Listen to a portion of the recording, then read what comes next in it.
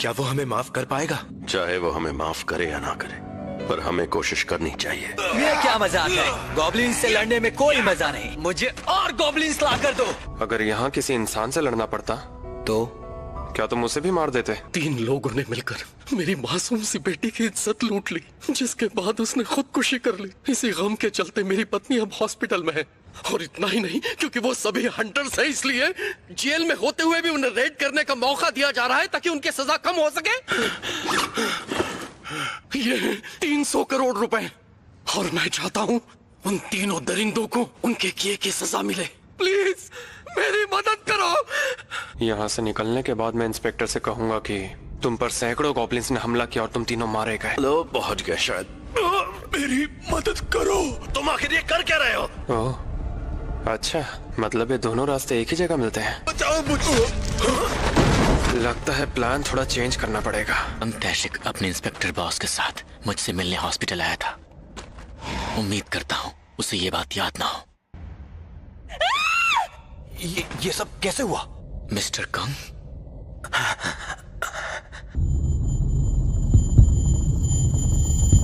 Mister किम, जूही, इन्हें heal करो।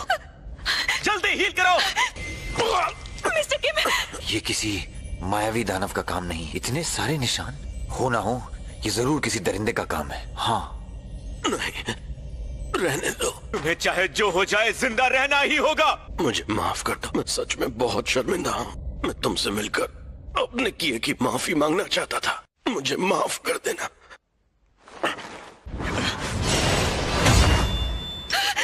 वाह, काफी तेज हो। मिस्टर कंग, क्या ये सब तुमने किया है?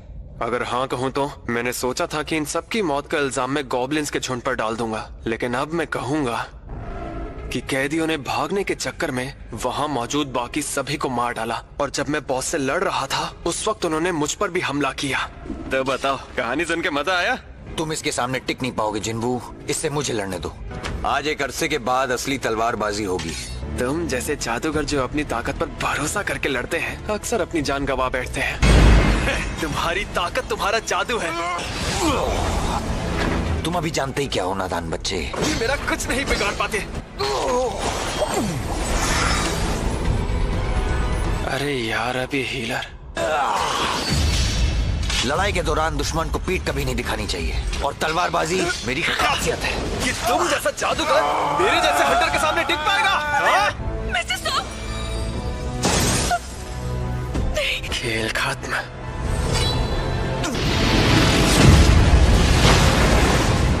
मानना पड़ेगा, प्लान अच्छा था, पर इतना भी अच्छा नहीं। विदा।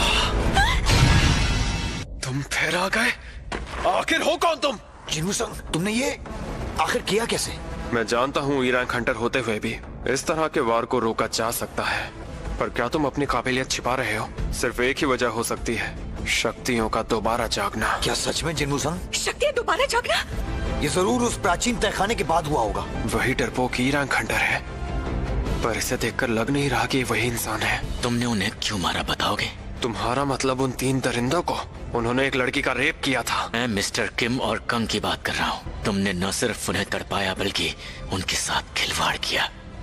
तुम इंसाफ के रखवाले नहीं, हैवान हो। तुम किसी की मदद नहीं कर रहे थे। मैं तुम्हारी मदद करने के लिए तैयार हूँ, लेकिन किसी रहम के चलते नहीं। जानते हो, मैं फिर भी चंद पैसों के लिए हंटर्स एसोसिएशन में काम क्यों करता हूँ? क्योंकि मुझे दानवों से ज्यादा इंसानों को तड़पा तड़पा कर मारने में मजा आता है।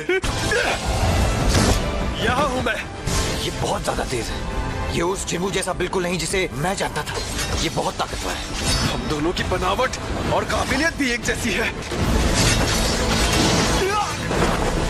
मानना पड़ेगा, तुझ में दम तो बहुत है। देखो तुमने क्या किया। सिस्टम को इस बात की खबर लग चुकी है। सिस्टम ने मुझे तुम्हें मारने की एक और वजह दे दी है। इस पर वार करने का यही सही मौका है। ये तो और भी तेज हो गया। रुक, अब एक चीज मैं भी तुझे दिखाता हूँ। गायब हो गया। ये एक ऐसी माया है जिससे मेरी नजर, आवाज और खुशबू तक को छिपाया जा सकता है। वो इसलिए क्योंकि जिसने भी मुझे इस माया को इस्तेमाल करते देखा वो जिंदा ही नहीं बचा। Full recovery. ये हील कैसे हो गया? मैंने आज तक किसी हंटर योद्धा को खुद से हील होते नहीं देखा। तुझ जैसे दरिंदे को मारने के लिए मुझे गुस्सा होने की भी जरूरत नहीं है। लगता है तू भी मेरी तरह ही है। अब तो तुझे मारने में और मजा आएगा। अब समझा, इसकी लंबाई के अलावा बहुत कुछ बदल चुका है। कहीं ये मेरी खून की प्यास से तो मुझे ट्रैक नहीं कर रहा। ये क्या?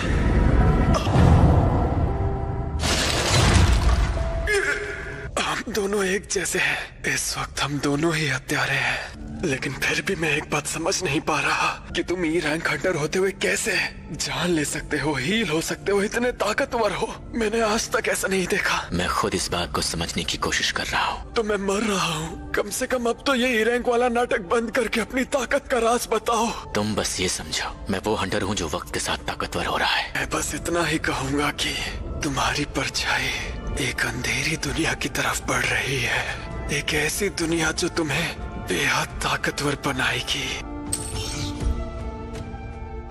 जितना ताकतवर होता जा रहा हूँ, मैं उतना ही ज्यादा अपने आप को खोता भी जा रहा हूँ। तुम्हारा बहुत बहुत शुक्रिया। तुमने सच में कर दिखाया जिन्बू, और सच कहूँ तो आज तुम्हारी वजह से हम जिंदा हैं। अब आप दोनों तहखाने से बाहर चले जाइए, बाकी सब मैं संभाल लूंगा। क्या तुम कर भी सकते हो? हम दोनों बाहर इंतजार करते हैं। यकीन नहीं होता इतने वक्त से कंग छिप कर ये सारे खून कर रहा था। ये तो वही ई रैंक वाला हंटर है ना। तुमसे मिलकर खुशी हुई। मेरे आदमी की वजह से जो कुछ भी हुआ मैं उसके लिए शर्मिंदा हूँ। तुम में से वो कौन है जिसने कंग को मारा? लगता है मेरा राज अब खुल ही जाएगा। अब मुझे जिन्हों के साथ वो डील तोड़नी पड़ेगी। मिस्टर कंग को मौत के घाट मैंने उतारा। सी है मेरी रैंक। मैंने एक काम अपनी दोस्त के साथ मिलकर किया। तो आपने ये काम एक हीलर के साथ मिलकर किया है। खैर जो भी हुआ, फिलहाल मुझे इस हादसे के बारे में एक रिपोर्ट लिखनी है। अच्छा, मैंने कुछ अंदर ज्यादा तो नहीं कह दिया ना? लगता है अपनी ताकत को छिपाए रखने के पीछे जरूर तुम्हारी कोई वजह रही होगी। तुमने मेरी जान बचाई और मैंने तुम्हारी। हिसाब बराबर हुआ। 3 घंटे बाद कंग को पैसे देने वाले आदमी ने खुद को कानून के हवाले कर दिया। सुनो जिन्बू, हाँ? क्या तुम्हें ये याद है? जिन्बू, तुम बिल्कुल बदल गए हो, और एक मैं हूँ जिसमें कोई बदलाव नहीं आया। मुझे लगता है एक शिकारी होने के नाते शायद मैं कुछ ज्यादा ही डरपोक हूँ। मुझे ए या बी रैंक की रेंज में जाना चाहिए था, लेकिन पता है मैंने जानबूझकर डी और ई रैंक को चुना था ताकि मैं तुमसे मिल सकूं जिन्बू संग। शुरुआत में तुम्हें बार बार चोट खाते देखकर मैं बहुत परेशान हो जाती थी। मैंने तुम्हें हमेशा हालातों से लड़ते देखा है, पर तुमने कभी हार नहीं मानी। याद है हमने बाहर डिनर का प्लान बनाया था? इसे तुम ही रखो। मैंने तय कर लिया है कि अब से मैं ये काम नहीं करूँगी। मैं वापस जा रही हूँ जिन्बू। ठीक है। यकीन ही नहीं होता कि तुम जैसा एक ई रैंक हंटर तैशिक कंग को हरा सकता है। अगर ज्यादा दिन जिंदा रहना चाहते हो तो संभल कर रहना। वो हादसा याद है ना जहाँ डोंगसुक और उसकी टीम मारी गई थी, जहाँ सिर्फ तुम 2 डी रैंक हंटर्स ही जिंदा बचे थे। डोंगसुक का छोटा भाई तुम दोनों को कभी भी निशाना बना सकता है। आपका मतलब डोंगसुक, वो इस रैंक हंटर, मुझे मारना चाहता है? हाँ, वो तो बस अपने बड़े भाई की मौत का बदला तुम दोनों को जान से मार कर लेना चाहता है। एस रैंक हंटर्स इतने शक्तिशाली हैं कि अगर वो चाहें तो इस समाज को बर्बाद भी कर सकते हैं। इसलिए अपना ध्यान रखना, और हाँ, हो सके तो इस शहर को छोड़कर ऐसी जगह चले जाओ जहाँ एस रैंक हंटर्स ना पहुँच सकें। अच्छा सुनो जिन्हों, ये सब लोग आखिर हैं कौन? ये है हमारी स्ट्राइक टीम।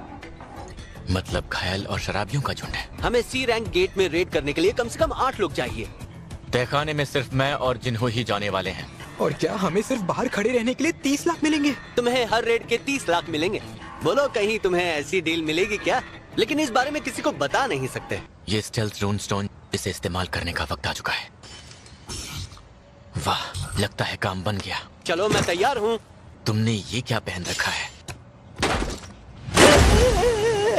मैं तुम्हें मायूस नहीं करना चाहता, पर तुम इसे तुरंत उतार दो। तो चलो अब चलते हैं। तुम्हारे सर पर अभी भी कुछ लगा हुआ है। कम से कम हेलमेट तो ले जाने दो। अब चलो। चलो। डी और ई रैंक के हंटर अकेले ही एक सी रैंक रेड करने चले हैं। ये भाग कर आए हैं। वो देखो, गेट बंद हो रहा है। हैरानी की बात है, इन्होंने सच में बॉस को हरा दिया। अगला गेट कहाँ है? चलो चलते हैं, हमें 3 अलग जगहों पर जाना है। यार ये दोनों तो, आखिर ये दोनों है कौन?